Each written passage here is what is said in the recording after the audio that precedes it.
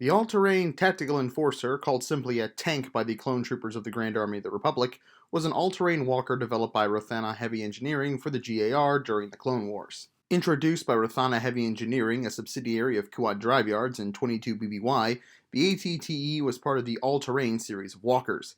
It had a length of 13.2 meters, 43.3 feet, a width of 5.32 meters, 17.45 feet, and a height of 5.02 meters, 16.46 feet. Its six legs could carry it to a top speed of 60 kilometers an hour, 37.28 miles an hour. It was armed with 6 anti-personnel laser cannons, 4 mounted directly in front surrounding the cockpit and 2 mounted on the rear deck overlooking the rear of the tank. It was also armed with 1 mass driver cannon mounted in an open barbette on the top of the tank towards the front, ahead of the flexible central vestibule. The walker usually carried an IM-6 medical droid and could carry up to 2 AT-RT walkers. It was crewed by 1 pilot, 1 spotter, and 5 gunners. It could carry up to 38 clone troopers and 10 tons of cargo. It carried enough fuel for 500 kilometers, 310.7 miles, and fresh air and rations to last 3 weeks. It was used as armor as well as mechanized infantry and for troop transport. The vehicle performed admirably in the support roles, providing immediate cover fire for battalions of soldiers. The ATTEs were often deployed in large numbers to overwhelm the enemy through sheer volume of fire. The rear internal compartment was cramped and contained a number of computer consoles, including a holographic communication system allowing individual vehicles to communicate with overall commanders. On the standard model, troops were located in the forward and rear compartments and were deployed via large doors in the rear of the vehicle. A hatch on top allowed troops to observe the battle from the roof of the tank. The vehicle had electromagnetic shields to protect against ion damage. The relatively slow pace of the vehicle allowed it to pass through energy shields, which repulsor vehicles couldn't do. The walker was effective in numerous environments and was even capable of climbing vertical cliffs similar to the UT-AT. During the Battle of Bothawai, Anakin Skywalker even deployed the 501st ATTEs to flank General Grievous's fleet in the planetary rings. 7 people were needed to operate the vehicle, with the pilot acting as the tank commander and working the 6 legs. A spotter, who sat above the pilot, utilized several sensors to ascertain the locations of friendly and hostile forces. The spotter then sent target information to the 5 gunners. 4 of them were inside the vehicle, while the 5th was sitting behind the mass driver cannon out in the open. The largest and most powerful weapon mounted was the top barbette-mounted mass driver cannon. This weapon could be loaded with a variety of heavy energy weapons and solid shells, depending on the specs of the mission. The payloads could range from bunker busters to heat-seeking warheads and sonic charges. While its range was considerable, it had a slow rate of fire and accuracy of the weapon varied. 6 smaller laser cannons were placed in optimal positions along the vehicle in ball casements. 4 located around the cockpit and 2 on the rear deck to protect the rear of the vehicle and cover the ramp. The platoons that were carried by ATTEs were necessary to protect the walker from smaller targets that the larger cannons couldn't target.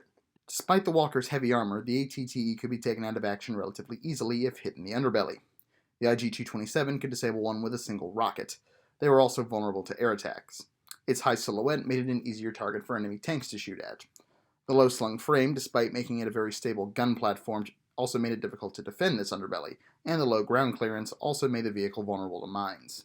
These vehicles needed a special variant of the LAAT to deploy them in battle, but they could also be unloaded at a staging area directly from the Acclimator-class assault ship. There were variants of the ATTE, including ones designed to be a cargo hauler and ones designed to carry additional vehicles, specifically the AT-RT walkers along with their riders. These vehicles could be lowered onto the ground via a lowering platform built into the back of the ATTE. Another variant held facilities for a small mobile command center serving a similar purpose to the PX-4 mobile command base, commanding and coordinating the movements of other ATTEs. Additional models were produced throughout the Clone Wars as Rothana continued to modify their designs. I should really do a video on vehicle procurement in Star Wars. Let me know if you think that would be a good idea. I'm going to try to leave a vote up in the cards so I can figure out how to do it. Should be appearing there right about now. Anyway, let me know in that vote if you think that'd be a good idea for a video. Stock ATTEs could upgrade to heavy ATTEs via, I think, additional armor packages and such. After the rise of the New Order, some ATTEs had their rear side armor removed, which allowed troops to fire on the enemy from inside the walker, which added to the lateral defense of the walker, but also made them more vulnerable to any kind of heavier weapons.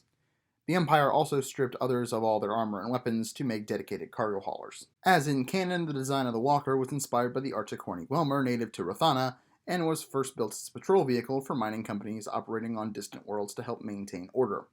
Sounds similar to a lot of the battle droids, actually.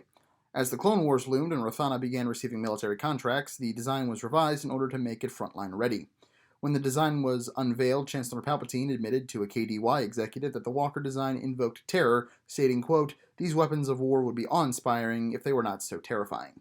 In the years following the First Battle of Geonosis, Rothana developed the AT-HE and AT-AT to supplement the AT-TE, along with tweaking the AT-TE design, in some cases replacing the legs with longer ones to raise them up, presumably to give the gunners better line of sight. During the Clone Wars, the AT-TE saw extended service in many campaigns, especially the Outer Rim sieges, alongside the AT-OT and AT-PT. A division of AT-TEs was deployed on Christophsis, but several were destroyed by Sergeant Slick when he was uncovered as a traitor. The 91st Recon deployed AT-TEs during the liberation of Ryloth. As Jedi General Mace Windu attempted to push the capital city of Lasu, they came under fire from separatist AATs. The 91st lost 3 walkers, but managed to deploy Lightning Squadron and ARF Trooper Squadron riding AT-RTs. The AT-TEs provided fire support on the latter Joint Republic-Ryloth Liberation Front assault on the city, and once the city was captured, participated in the victory celebration. Several heavy AT-TEs were used in the unsuccessful defense of the energy refineries on Serapin. AT-TEs were used by the 501st as boarding craft when boarding Cad Bane's Munificent-class frigate in order to rescue Jedi General Bala Rapal over Seleucami. This was possible thanks to the Walker's magnetic feet and pressurized cabin. They were used in both first and second battles of Geonosis. In the second Battle of Geonosis, in the face of fierce anti-aircraft fire that knocked down several of the Republic gunships, Commander Jet contacted the 212th's commander Cody, telling him to, quote, "get the tanks down." The 212th made landfall, being the only one of the 3 groups to reach the landing zone, with both Ki-Adi-Mundi's force and the 501st being shot down. The 212th formed a defensive square to hold off the Geonosian counterattack. One of the tanks, AT-TE 636, covered troopers Waxer and Boyle as they recovered Jedi General Obi-Wan Kenobi from his downed gunship. The walkers were later used on the attack on the shield generator, in which Jedi General Anakin Skywalker and Ahsoka Tano led a combined force into the generator. Later, the walkers faced the new Separatist super tanks that were under construction at the new droid foundry that Geonosian Archduke Paco the Lesser was holed up in. The walkers proved to not be much of a match for the ray-shielded super tanks. During the First Battle of Felucia, they were deployed by the 501st and the 212th, but were lost to enemy fire, though the Separatists were unable to prevent the escape of most of the troops. They continued to see service throughout the Clone Wars, but after the declaration of the New Order, Emperor Palpatine replaced them with newer, more terrifying weapons. During the Galactic Civil War, the AT-TE, still in Imperial service, saw service in the Outer Rim. They no longer were main battle tanks, but were instead used to support Juggernauts and AT-ATs. The Empire deployed them to backwater planets like Ameridan and Jabim, where they were used only for logistical purposes and not as frontline MBTs.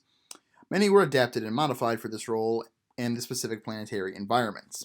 They did see frontline combat on extremely remote planets like in the Atoan system. In addition to this service, some even found their way into the restored Empire and Imperial Remnant faction. Aside from the Empire, the AT-TE was also used by criminal gangs. Because of course they were. One particular instance was a Weequay gang at the Srylar spaceport who got a hold of one and used it to extort payments from visiting spacers. This walker was disabled by Han Solo and Chewbacca. And finally, because I'm not going to go into my opinion on this walker because I've already done that in a previous video, for a little bit of interesting behind-the-scenes facts. The vehicle was designed by Ryan Church, the same guy who did the 2009 USS Enterprise. So don't anyone tell me that Ryan Church doesn't know how to design a science fiction craft. I don't want to hear it. He's excellent at it, and this walker is proof of it. Well, that's going to do it for me. Kind of a part 2 to the first episode. A lot of the Star Wars videos are going to have to be this way, separated into Legends and Canon. Hope you like that format. I figured it'd probably be better to do it this way because they're 2 separate continuities. And that way those who like Legends better can just watch Legends, and those who like Canon better can just watch Canon, and those who like both equally, like myself, can watch both. So hopefully you like that format. Let me know. Yeah, and that's about it for channel admin. Don't forget to like, comment, subscribe, and I'll catch you on the next video. Bye. Oh, one other quick thing before I leave you. No one comment about Legends or Canon being better than the other, because I really don't care. I don't want to start that argument in my comment section, so let's just agree to disagree that Canon and Legends are both good, shall we? Alright, now I'm actually done. Again, like, comment, subscribe, and I'll catch you on the next video.